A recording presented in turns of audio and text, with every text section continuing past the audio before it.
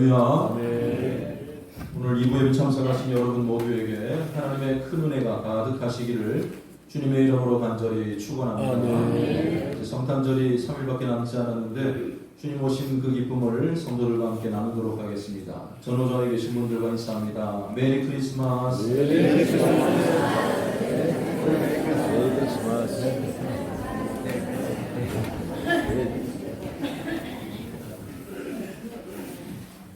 오늘이 절기상 또 동지이기도 하고 이제 주일은 2번 남았습니다. 시간이 흘러서 어느덧 2019년 마지막을 우리가 발견하고 있습니다. 시간은 언제나 일정하게 흘러가는 것인데 정해진 기한들이 있지 않습니까? 언제 뭘 한다, 또 언제 어떻게 지낸다라는 것들은 우리에게 긴장을 주기도 하고 또 기대감을 주기도 합니다. 요즘도 마찬가지겠지만 제가 군생활하던 시대에 한 3년 가까이 군생활할 때는 입대할 때부터 야 언제 나가냐 그 생각만 하고 있는 것 같습니다. 제가 이등병 때 말년 병장이 묻더라고요. 자기 나갈 날을 자기가 계산하고 있지 꼭 저를 불러서 물어요. 야 김이병 나 며칠 남았냐고.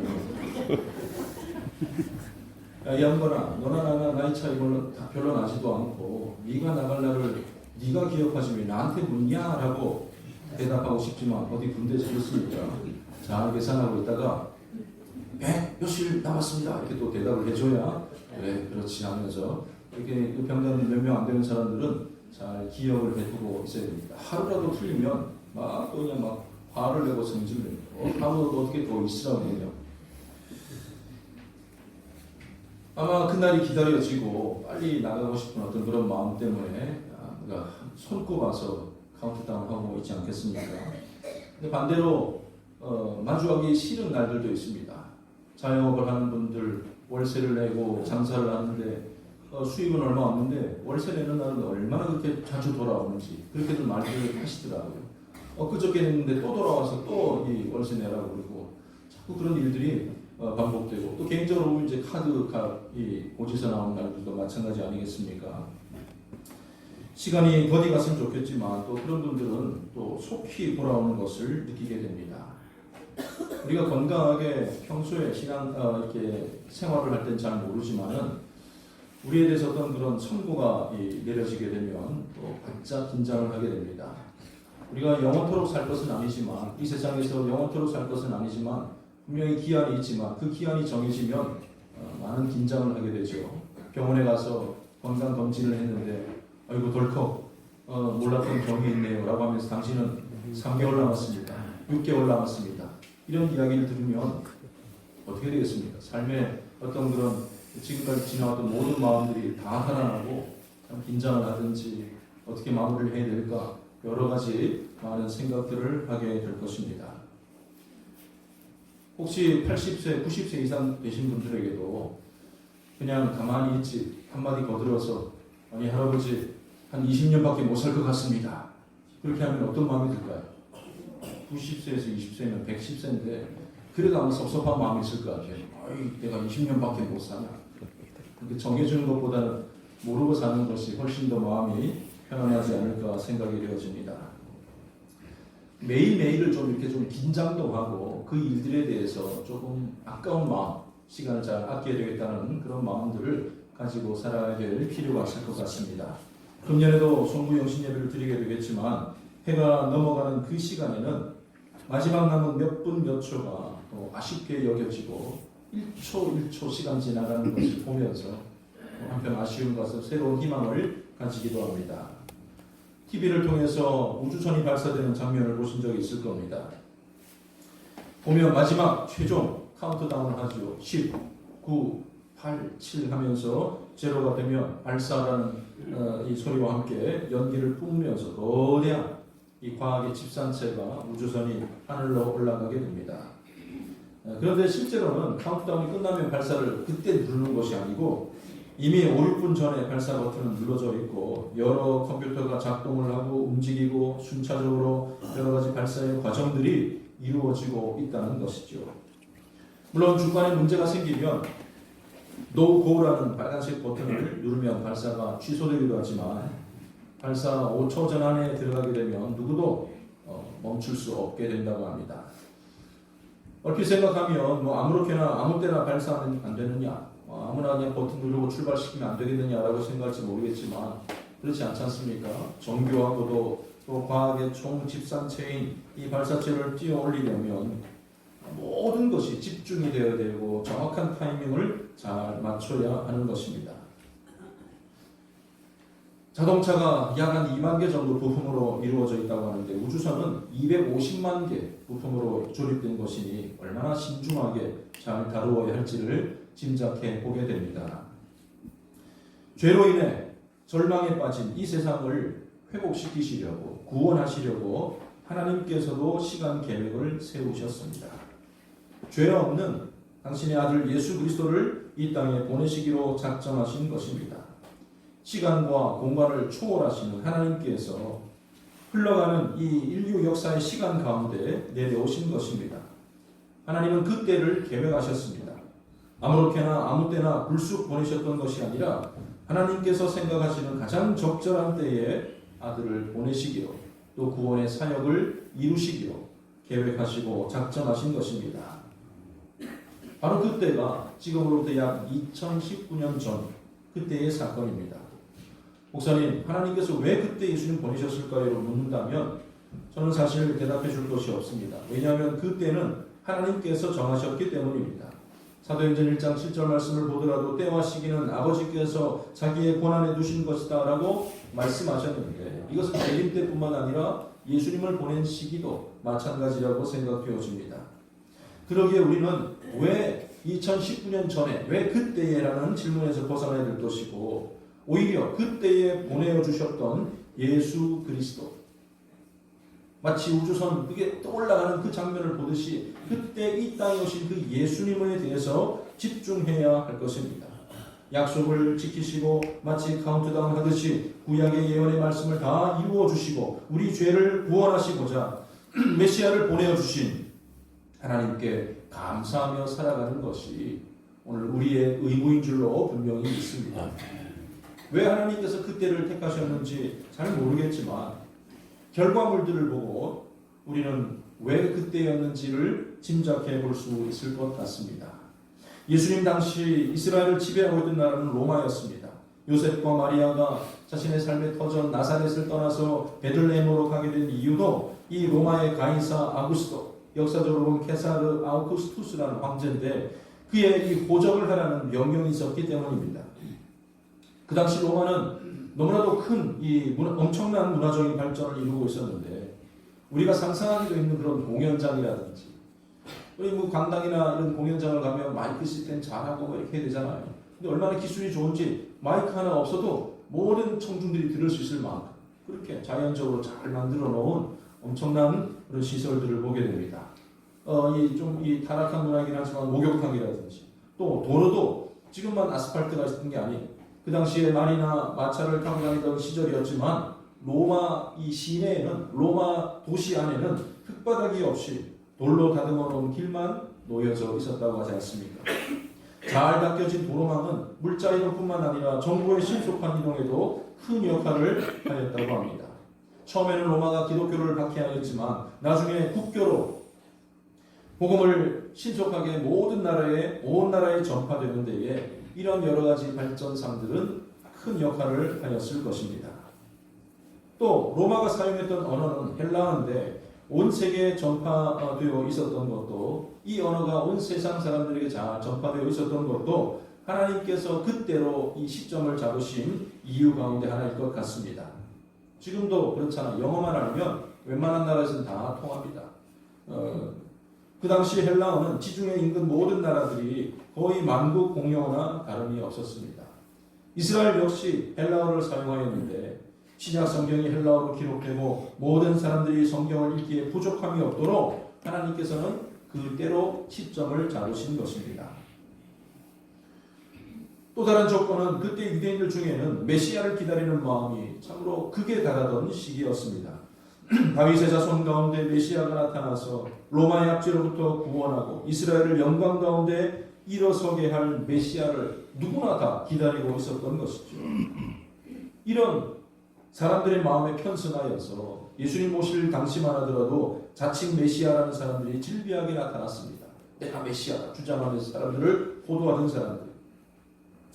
물론 주님 오신 목적과는 다른 생각들을 하고 있었지만 하나님께서는 사람들이 메시아를 가장 기대하는 그때를 잡아서 예수님을 보내시기로 작정하시고 보내셨다는 말씀입니다. 드디어 때가 되었습니다. 4절 말씀 때가 참해. 하나님께서 그 아들을 이 땅에 내려 보내주신 것입니다. 이 4절 말씀 보면 때가 참해 그 아들을 보내사라는 구절을 볼 수가 있는데 이 보내셨다라는 표현에서 구원 사역에 있어서 성부 하나님과 성자 하나님의 관계를 우리는 알 수가 있습니다. 성부 하나님은 사랑 가운데 아들을 세상에 보내어 주셨고 성자 하나님은 순종하셔서 보내어진 곳으로 오신 것입니다. 하나님이 보내셨다라는 말씀에서 전체적인 구원 계획이 하나님께로부터 나온 것임을 알 수 있고 예수 그리스도 또한 미리 계셨던 분임을 우리는 알 수가 있습니다. 오늘날 예수라는 위대한 사람이 태어나서 보니까 성경을 읽다 보니까 내가 메시아구나라는 것을 깨달아 안 것이 아니라 하나님의 계획 가운데 하나님께서 예수님을 보내오셨고 주님께서도 그 사명을 알고 일관되게 끝까지 그 사역을 잘 받들었다는 말씀입니다. 하나님이 예수님을 이 땅에 보내셨지만 엄밀하게 말하면 그것은 사실 이 기계적인 분담, 역할 분담이 아니었을 것입니다. 하나님이 다녀와라. 예수님이 예 다녀오겠습니다. 이런 단순한 관계가 아니었다는 말이죠. 하나님의 존재 방식이 삼위일체라고 우리가 알고 있듯이 예수님이 이 땅에 오셨다는 것은 하나님 자신이 이 땅에 오신 것과 마찬가지라는 사실입니다. 그러나 그 관계에 있어서 아버지는 보내셨고 아들은 순종하는 관계로 이 일을 이루셨다는 말입니다.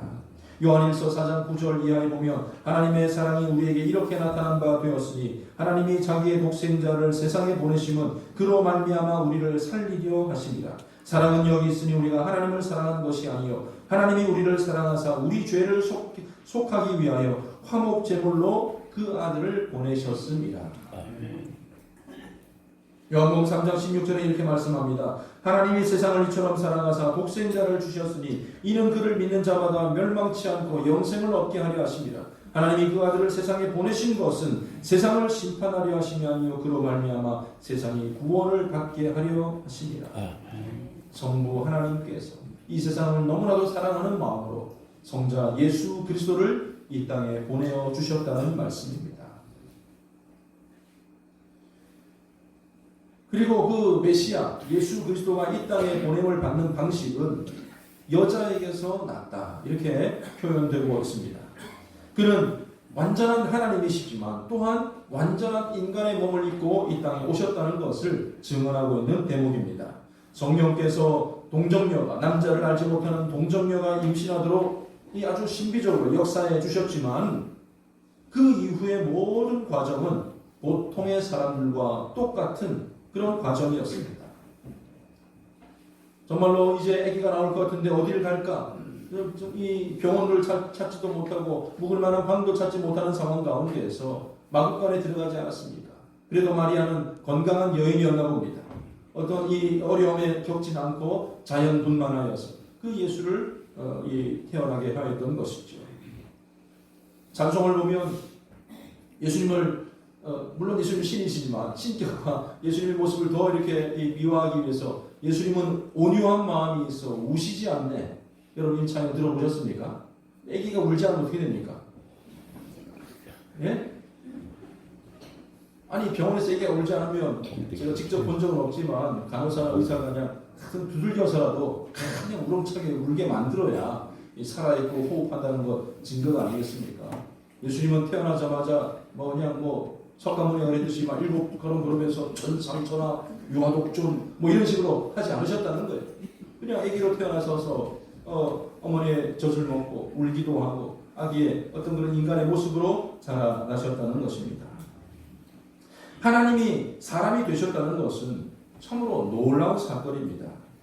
우리는 그리스도의 비하, 신학적으로 그리스도의 비하의 상태를 십자가의 고난만으로 생각하기 쉽지만 그리스도가 메시아가 인간의 몸을 입으시고 인간이 겪는 모든 한계 속에 거하셨다는 것만으로도 비하의 상태에 계셨다고 말할 수가 있습니다. 창조주가 피조물이 된다는 것은 있을 수 없는 일이기 때문입니다. 요즘은 이 애완견이나 이 반려견이나 이런 여러 애완동물들을 키우는 사람들이 많이 있습니다. 아무리 강아지를 사랑하고 고양이를 사랑해도 너가 개가 되라, 너가 고양이가 되라 이런 법은 없지 않겠습니까? 내가 인간으로서 그 대상을 사랑해 주는 것 아니겠어요? 그런데 하나님은 신으로서 우리를 대하시는 것이 아니라 우리의 인간의 몸을 입고 이 땅에 친히 내려오셨다는 말씀입니다. 요한복음 1장 1절 말씀 보면 태초에 말씀이 계시니라 이 말씀이 하나님과 함께 계셨으니 이 말씀은 곧 하나님이시라. 예수님은 하나님이십니다. 그런데 14절로 가면 말씀이 육신이 되어 우리 가운데 거하심에 우리가 그의 영광을 보니 아버지의 독생자의 영광이요 은혜와 진리가 충만하더라. 사랑하는 성도 여러분, 하나님이 인간의 몸을 입고 이 땅에 오셨습니다. 너희를 어떻게 지내나 순찰하기 위해서 한번 그냥 관광 삼아 오셨던 것이 아니라 우리를 위해서 그 생명을, 그 목숨을 내어 주시기 위하여서 이 땅에 오셨다는 말씀입니다. 그리고 이어서 보면 여자에게서 나게 하시고 율법 아래에 나셨다라고 말씀하고 있는데 주님께서는 인종적인, 문화적인 이런 모든 그 제한 속에서 살아가셨습니다. 주님께서는 유대인 남자로서의 삶을 살아가셨습니다. 그리고 또한 하나님의 계시된 율법에 복종하셨습니다. 예수님께서는 그래서 난지 8일 만에 할례를 받으셨고 이제 태어나서 살아가는 아기가 성전에 올라가서 정결 예식을 치러야 되는데 그 일도 치루었습니다. 율법을 초월하신 분이시지만 율법의 제정자이지만 친히 율법 아래로 내려오셨다는 말씀입니다. 그래서 히브리서 4장 15절 말씀 보면 우리에게 있는 대제사장 즉 예수님은 우리의 연약함을 동정하지 못하실 리가 아니요 모든 일에 우리와 똑같이 시험을 받으시니로되 죄는 없으시다. 이렇게 말씀하고 있습니다. 유대인들에게는 율법이 무거운 짐이 되었지만 율법 아래 오셨던 주님께서는 율법을 완전히 이해하고 완전히 지키셨다는 말씀입니다. 이렇게 사람의 모습으로 또 여인을 통하여서 율법 아래에 보내심을 받은 이유가 무엇이겠습니까? 5절 말씀 보면 율법 아래에 있는 자들을 속량하시려고 우리로 아들의 명분을 얻게 하려 하심이다 라고 설명하고 있습니다. 율법 아래에 있는 자, 즉 이 세상 모든 사람들을 속량하기 위하여서 이 땅에 오셨습니다. 우리에 대해서 예수님께서 행하신 일들에 대해서 우리가 구원하셨다, 또 속죄하셨다 이런 말들도 있지만 오늘 단어를 보면 속량이라는 단어를 볼 수가 있는데 이 속량이라는 단어의 엄밀한 뜻은 값을 주고 되찾는다라는 뜻을 가지고 있습니다. 레위기에 보면 속량은 노예를 위해서 자유를 찾아줄 목적으로 지불되는 값을 의미하고 있습니다. 예수님께서 우리를 속량하기 위해서 지불하신 대가는 돈이 아니라 자신의 목숨이었습니다. 갈라디아서 3장 13절 말씀 보면 그리스도께서 우리를 위하여 저주를 받은 바 되사 율법의 저주에서 우리를 속량하셨으니라고 기록되어 있습니다. 나무에 달린 자마다 저주 아래 있는 자라는 생각이 유대인들 가운데는 이스라엘에서는 정설로 통하던 때였습니다. 십자가에 나무잖아. 거기 달린 사람은 저주받아 죽는 사람이다라고 생각하고 있던 그때에 우리를 속량하기 위해서 예수님께서는 가장 저주받은 죽음의 자리를 택하셨고 그곳에서 자신의 물과 피를 다 쏟고 죽으셨다는 말입니다. 그로 인하여서 무슨 의미가 아니에요. 그로 인하여서 우리에게 우리가 속량을 받게 된 것입니다. 다른 말로 그 일로 인하여서 우리가 구원을 얻게 된 줄로 믿으시기를 바랍니다. 아멘. 이 일을 이루시고자 주님께서는 율법 아래에 나신 것입니다. 율법 아래 내려오셨다는 말씀이에요. 예전에 무슨 전쟁 영화나 람보 이런 영화를 보면요, 포로로 잡혀있는 아군을 구하기 위해서 일부러 들어갑니다. 일부러 붙잡히기도 하고 투항하기 위해서 감옥 속에 들어가서 도와가지고 탈출시켜온 장면들을 보게 됩니다. 우리 주님께서는 율법 아래에 있는 사람들을 구원하시기 위해서 친히 그 율법 아래로 내려오시고 그 율법 아래에 태어나신 것입니다. 우리 죄값이 속량되어지고 난 후에 우리의 모습은 가히 파격적이라고 할 만큼 급격한 변화를 경험하게 됩니다. 우리는 영원한 전과자, 범죄자라는 낙인을 찍고 살아야 될 존재들이었는데 하나님의 아들이라는, 하나님의 자녀라는 그런 명분을 얻게 해준다고 약속하고 있습니다. 이전까지는 죄로 인하여서 하나님과 원수된 자리에서 살아가고 있다가 주님의 그 속량으로 인하여서 하나님의 아들이 되는 권세를 우리 모두가 누리게 되는 것입니다. 죄에서 건지시고 하나님의 자녀로 입양해 주신다는 말씀입니다. 요즘은 많이 달라졌지만 과거에는 입양된 자녀의 경우에는 부모의 눈치를 보거나 어려운 관계 속에 살아가는 경우가 많았습니다. 늘 괴롭히는 사람은 계모 이런 계부분 아니겠습니까? 이을 개자 좋은 말인데 부모에다가 이름을 붙이면 어감이 안 좋은 것 같아요. 계모 이러면 다른 게 막 생각이 나요. 그러나 적어도 예수님 당시에 로마의 관습에 따르면 입양된 사람은 결코 차별받지 않고 아들의 권리를 다 얻게 됩니다. 그가 과거에 노예 출신이었건 천민 출신이었건 아들이 되면 아들의 권리를 완전하게 가지게 되는 것이죠. 이미 수십 년 전에 제작되었던 배너라는 영화를 보면 그 주인공이 노예로 끌려가서 군선에서 노를 졌다가 전쟁을 맞이하지 않습니까? 침몰하는 배 가운데에서 자기가 탈출할 수 있었지만은 아리우스 제독이라는 사람을 살려주게 됩니다. 함장이었죠. 후에 그는 배너에게 자신의 반지를 끼워주면서 이 노예를 자기의 아들로 삼게 됩니다. 배너는 저 밑바닥에 하루아침에 이 노예의 자리에 있었지만은 그의 아버지, 양아버지의 모든 재산과 권리를 다 물려받게 됩니다. 반역자로 몰린 노예의 신분에서 한순간 자유자가 된 것이고 권세자가 되었다는 것을 볼 수가 있습니다. 하나님께서도 우리에게 반지 대신에 증거로 주고 계시는 것이 있는데 그것은 바로 아들의 영을 주셨다. 5절 말씀 보니까 율법 아래 있는 자들을 속량하시고 우리로 아들의 명분을 얻게 하려 하십니다. 6절 말씀 너희가 아들이므로 하나님이 그 아들의 영을 우리 마음 가운데 보내어 주셨다라고 말씀하고 있습니다. 아들의 영이 뭡니까? 성령. 하나님께서 아들을 보내어 주셨듯이 죄를 속함받은 자에게 성령을 보내어 주십니다. 고린도후서 1장 22절 말씀 보면 그가 또한 우리에게 인치시고 보증으로 우리 마음에 성령을 주셨느니라. 한국은 아직까지 사인보다는 도장 문화 아니겠습니까? 사인하면 긴가민가 하는데 도장을 꽝 찍어 놓으면 확실한 것 아니겠어요? 마찬가지로 하나님께서 성령을 우리에게 보내사 너는 나의 확실한 아들이다, 너는 나의 확실한 딸이다라는 것을 보증해 주셨다는 것입니다. 이와 같이 우리를 구원하시기 위하여서 성부 하나님 계획하시고 성자 하나님 십자가에 달려 돌아가시고 성령 하나님께서 우리 마음에 거하시면서 하나님의 아들임을 자녀임을 보증해 주신 줄로 믿습니다. 성부, 성자, 성령 하나님께서 우리를 구원하시기 위하여서 함께 사용하셨다는 것을 보게 됩니다. 이제 그렇다면 성령께서는 우리와 함께 하시는 성령께서는 우리에게 어떤 사역을 하고 계십니까? 성령은 먼저 우리의 신분을 확증해 주십니다. 우리가 하나님의 자녀라는 사실을 날마다 깨닫게 해 주십니다. 그래서 하나님을 아빠, 아버지로 부르게 해 주십니다. 아버지, 아버님 그렇게만 해도 좀 거리감이 있는데 여기 보면 아빠, 아버지. 이스라엘 백성들이 주로 사용했던 아람어에도 우리 아빠랑 비슷합니다. 과거에는 아바, 아버지라고 합니다. 아바라는 말이 바로 아람어예요. 아빠, 제가 여기 있습니다. 아빠 나를 구원해 주셨군요. 예수 믿는 며느리가 시도 때도 기도하는데 맨날 기도할 때마다 아버지 기도하고 있으니까 예수 안 믿는 이 시아버지가 하는 말이 야 우리 사돈 어른 교회 잘 지내고 계시냐? 라고 묻드립니다.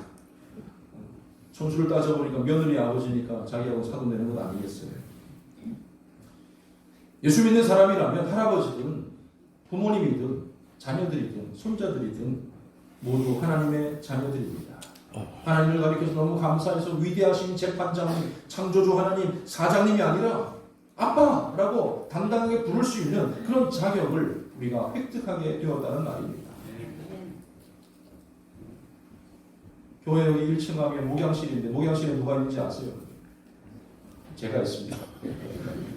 보통 교회마다 담임 목사가 있는 방을 서재라고 하기도 하고 사무실이라고 하기도 하고 여러 가지 표현들을 많이 쓰지만 목양실 말 그대로 여러분들 성도들이 늘 가까이 올 수 있는 교육도 하고 같이 기도도 상담도 하고 자주 출입할 수 있는 그런 장소로 되기를 원해서 목양실이라는 이름을 썼는데 실제로 저하고 약속 안 한 분들이 막 목사님 잘 계시죠? 문을 열고 이렇게 오시는 분들은 좀 적은 것 같아요. 바라는 것은 언제라도 좀 찾아오시고 언제라도 교회 오시면 문 한번 열고 목사님 계신지 한번 확인도 하고 그렇게 했으면 좋겠습니다. 허물 없이 서로 좀 이렇게 지냈으면 좋겠는데 가끔 이렇게 책을 보고 설교를 준비하고 있다가도 노크도 없이 문이 벌컥 열릴 때가 있어요. 모자 이렇게 쳐다보면 이런 소리를 들어요. 누구냐 우리 막내 이제 딸이 이제 학교 갔다 오면서 이거 뭐 담임 목사님도 아니고 뭐 아무것도 아니고 문을 확 열고는 잘 있으냐 그러고 그냥 휙 가버려요. 돈 필요할 때도 문 열고 와가지고 달라고. 여러 가지 직함이 있고 여러 가지 사회적인 관계들이 있지만 그렇게 할 수 있는 이유가 어디 있겠습니까? 아파니까 그냥 다른 거 다 제쳐두고 아파니까 그렇게 문을 벌컥벌컥 여는 건 아니겠습니까? 전능하신 하나님, 창조주 하나님, 온 세상을 섭리하시고 통치하시고 마침내 심판하실 하나님이시지만 아빠라고 부를 수 있도록 성령께서 가르쳐 주시고 우리에게 담대함을 주십니다. 7절 말씀 보니까 그러므로 내가 이후로는 종이 아니요 아들이니 아들이면 하나님으로 말미암아 유업을 받을 자니라. 하나님의 상속자로 하나님께서 제공해 주는 모든 것을 받아 누릴 수 있는 그런 자격, 그런 신분을 얻게 되었습니다. 이 세상에 살아가는 동안 하나님의 인도와 보호하심을 누리게 됩니다. 그리고 이 세상을 떠나게 되는 날 하나님의 나라 천국에 이를 수 있게 되는 것입니다. 아빠가 계신 곳으로 아들이 들어가게 되는 놀라운 은혜요 상속인 줄로 분명히 믿습니다. 또한 보증으로 주신 성령께서는 우리의 인간적인 본능을 통제할 수 있도록 도와주십니다.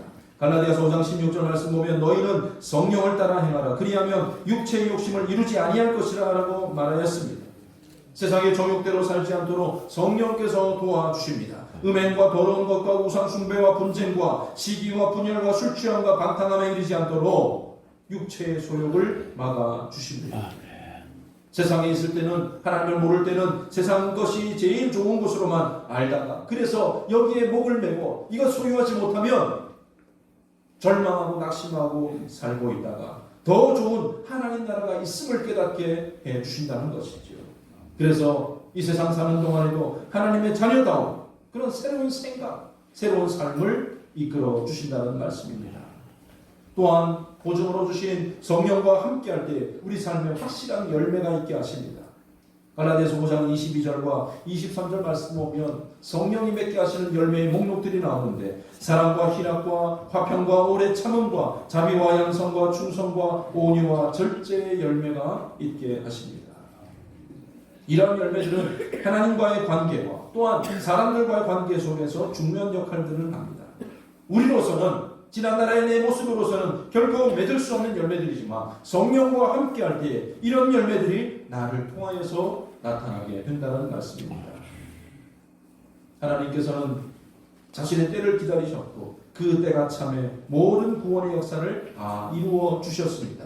한치의 오차나 변동 없이 예언하신 바대로 메시아를 우리에게 보내어 주셨습니다.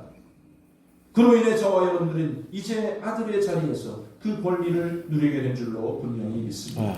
우리는 하나님의 나라를 유업으로 받은 하나님의 백성들, 하나님의 자녀들입니다. 이렇게 약속을 잘 지켜주시는 하나님께서 다시 한번 때가 차기를 기다리고 계시는 일이 있습니다. 그 일은 바로 주님 다시 재림하시고 이 세상을 심판하실 그 일입니다. 주님께서는 아실만하지만 이 세상에 육신으로 계실 때는 나도 그날을 잘 모른다라고 대답하지 않았습니까? 마태복음 24장 36절 보면 그날과 그때는 아무도 모르나니 하늘의 천사들도 아들도 모르고 오직 아버지만 아십니다. 예수 그리스도를 이 땅에 보내셨던 것처럼 하나님께서 계획하시고 그 모든 하나님의 시간 가운데 그 모든 이것을 이루어 주셨듯이 마지막 때 그 일도 하나님께서 계획하고 계시다는 것을 알 수가 있습니다. 그때에 관해서는 비밀로 쌓여 있지만 그날에 대해서는 우리가 알 수가 없지만 오늘 우리는 그 전조 증상들을 수없이 보고 있습니다. 많은 사람들이 그리스도를 자칭하며 사람들을 미혹하고 있습니다. 난리와 난리의 소문들, 즉 나라가 나라를 대적하고 지진과 기근을 보게 됩니다. 사람들의 사랑이 식어지고 교회가 냉랭해지고 마음이 강팍해지고 있습니다. 이쯤 되면 주님의 재림의 때도 무르익었다고 생각됩니다. 이제 그때가 차서 심판을 행하시게 되면 더 이상 사람들에게는 아무런 소망이 없을 것입니다. 더 이상 돌이킬 시간이 없다는 말입니다. 물론 하나님의 나라를 이미 유업으로 받은 우리에게는 상급의 심판이 되겠지만 우리도 상실하게 될 것이 있어요. 그것은 더 이상 교회에서 혹은 가정에서 헌신하고 봉사하거나 또 믿지 않는 사람들을 전도할 그 기회는 없어지게 될 것입니다. 언제일까? 몇 년도일까? 마야 문명 달력을 보면 2020년도가 없다고 그러나요? 그래서 며칠 남지 않았다고 하는 사람들도 있지만 그 때와 그 날을 헤아리는 것은 바보 같은 짓입니다. 결코 알려주시지 않겠다고 하셨기 때문입니다. 우리는 그 때가 이를 줄을 알고 하나님의 시계가 돌아가고 있는 것을 알고 마지막을 살아가는 자의 삶의 모습이 우리에게 필요할 뿐입니다. 너무 세상 것에 집착하지 마시기 바랍니다. 아등바등 목숨 걸고 지켜야 할 것이 진정 무엇이겠습니까? 믿음 붙잡고 살아가는 성도님들 다 되시기를 바랍니다. 아멘. 참되고 바른 일에 하나님이 기뻐하실 만한 일에 여러분들의 시간도 드리고 여러분의 물질도 드리고 모든 것을 드릴 수 있기를 바랍니다. 아멘. 이 세상에서도 하나님을 아빠 아버지라고 부르면서 하나님의 도우심을 날마다 경험하며 살아가시기를 바랍니다. 성령의 충만함으로 살아가는 믿음의 사람들 다 되시기를 바랍니다. 때가 차서 주님께서 이 땅에 오셨듯이 또다시 때가 찰 때에 주님 이 세상에 다시 오셔서 우리를 심판하시게 될 것입니다. 그 때가 임박하였습니다. 그 때가 이르기 전 온전한 믿음으로 살아가는 주의 백성들 되시기를 주님의 이름으로 간절히 축원합니다. 아멘. 기도하겠습니다. 하나님 아버지 은혜를 감사드립니다. 하나님께서 약속하신 대로 이 땅에 주님 보내어주시고 우리를 속량하시고 십자가에 달려 죽으심으로 우리로 하여금 하나님을 아빠 아버지라고 부를 수 있는 자격을 허락하여 주심을 감사드립니다. 우리가 믿음으로 살아가길 원합니다. 또한 주님께서 약속하신 그날과 그 때가 임박한 줄로 믿사오니 아버지 하나님 말세 이 시대를 살아가면서 가장 중요한 일, 하나님을 기쁘시게 할 만한 일들, 성령의 열매들로 풍성히 맺으며 살아갈 수 있는 우리 모두가 다 되게 하여 주시옵소서. 감사드리며 예수님의 이름으로 기도드립니다. 아멘. 아멘.